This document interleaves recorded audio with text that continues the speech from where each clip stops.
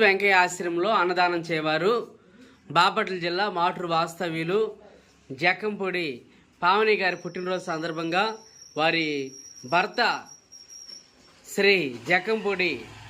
ఫణి శంకర్ గారు, మామయ్య శ్రీ జక్కంపూడి కోటేశ్వరరావు గారు, అత్తయ్య శ్రీమతి పద్మావతి గారు మరియు కుటుంబ సభ్యులు ఆశ్రమంలో వృద్ధులకు అన్నదాన కార్యక్రమాన్ని జరుపుచున్నారు.